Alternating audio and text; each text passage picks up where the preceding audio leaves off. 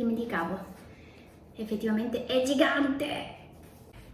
Ciao a tutti, sono Rui. Vi ricordate questo video quando sono andata a Milano in Chinatown, sono andata a mangiare questa pizzetta grande, super buona, super croccante? Io l'adoro. Oggi mi sono venute le voglie, allora ho detto facciamo la versione semplificata a casa.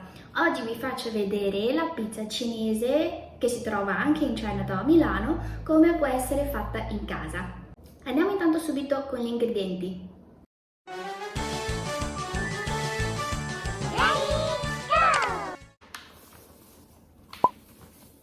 Aggiungiamo dell'acqua tiepida sulla nostra farina, potete aggiungerlo pian piano. Non dimenticata un pizzico di sale e anche un cucchiaio di olio. Sì, questo potete aggiungerlo prima di versare l'acqua.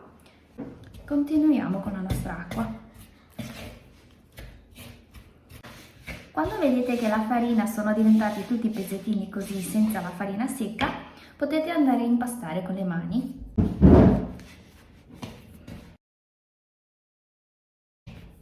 Quando ottenete un impasto così, magari non è ancora del tutto perfettamente liscia, possiamo lasciarlo a riposare per una ventina di minuti, torniamo dopo.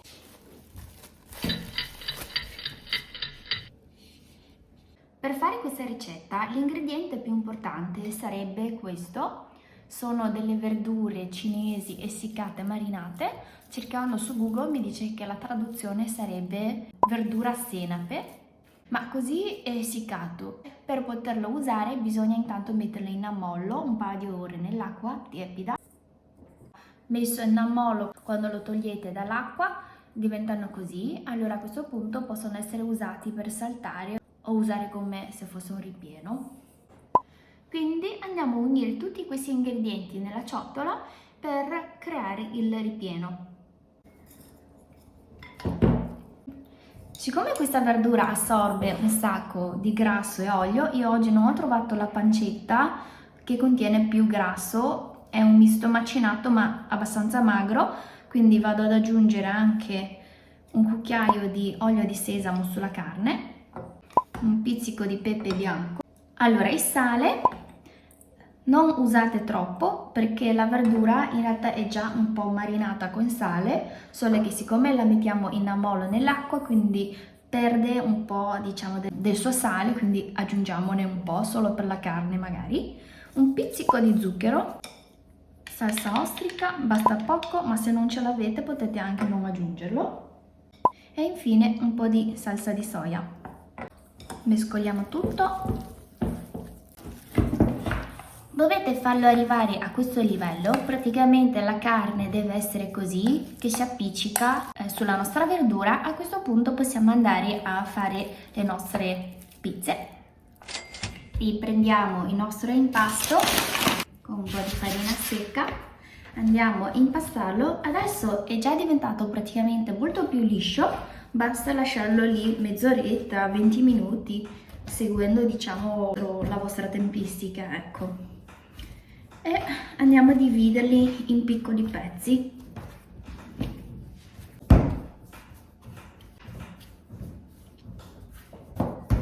Siccome la pizza è abbastanza grande, quindi anche noi lo dividiamo in dei pezzi abbastanza più grandi.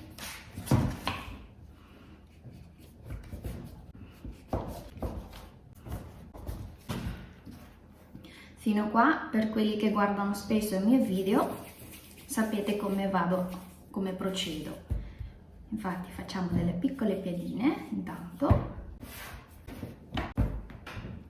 Ok, prendiamo intanto una piadina, allargate leggermente, non serve nessuna tecnica, dovete solo allargarlo un po', può essere anche ancora abbastanza spesso, e andiamo a mettere il nostro ripieno. Lo chiudete come se fosse un bauz, ma in realtà potete chiuderlo anche non come se fosse un bauz, potete chiuderlo casualmente così. Sì, ecco, basta chiuderlo. Importante che sia chiuso. Adesso pian piano andiamo a schiacciare. Pian pianino andate a schiacciare. Se ce l'avete potete aggiungere un po' di sesamo sopra. Se non ce l'avete non è un problema, è solo per aggiungere un gusto in più, ma non è proprio essenziale. E poi con l'aiuto di mattarello continuate ad allargare la vostra piada. Siccome l'impasto è molto morbida, vi permette di allargare molto. Basta fare con delicatezza, perché potrebbe esserci, diciamo, dell'aria all'interno della piada, quindi se andate a spingere troppo velocemente, troppo forte, potrebbe rompersi. Se si rompesse di un pochetto, tipo così, non fa niente, perché è importante che l'ingrediente non esce fuori e questo tipo di piada, siccome l'ingrediente è molto appiccicoso, si è tutto appiccicato dentro, non esce. La piada diventa molto sottile, quindi tante parti dell'impasto diventa anche trasparente. Ok, possiamo metterlo intanto da parte.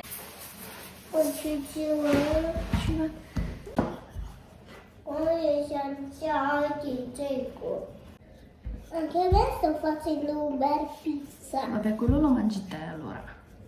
Vabbè, va bene.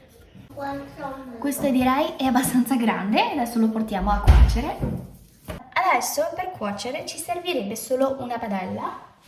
Andiamo a appoggiare dentro la nostra piada.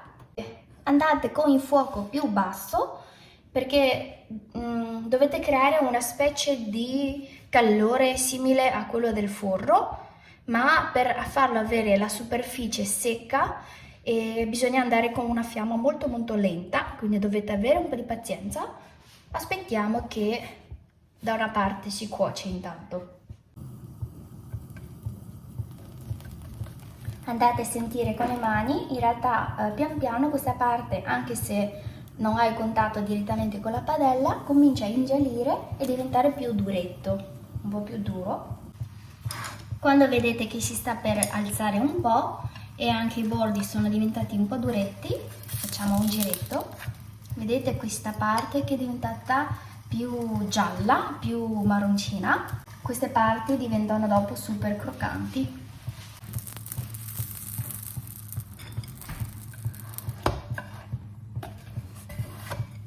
Quando da entrambi i lati diventa di questo colore qua, la nostra piada è pronta. Questo tempo totale siamo circa 10 minuti. Non preoccupatevi perché questo è molto sottile. Proviamo a fare il taglio di questo. Wow.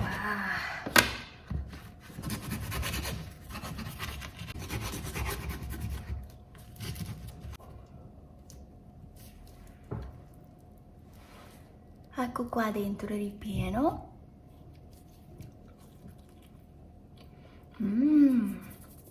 Oddio, dovevo ancora fare la foto. Vabbè, in realtà dovevo fare una foto, ma ho già messo un pezzo in bocca per assaggiarlo.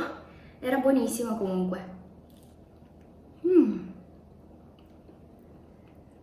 Credo che se lo mangio appena uscito sarà proprio croccante. Ovviamente, siccome il forno non è la stessa, non è proprio uguale a quello che ho mangiato in Chinatown, quello rendeva proprio super croccante, però per poterlo mangiare a casa qualcosa di simile, validissimo. Potete provare, anche la ricetta è abbastanza semplice se avete tutti gli ingredienti a casa.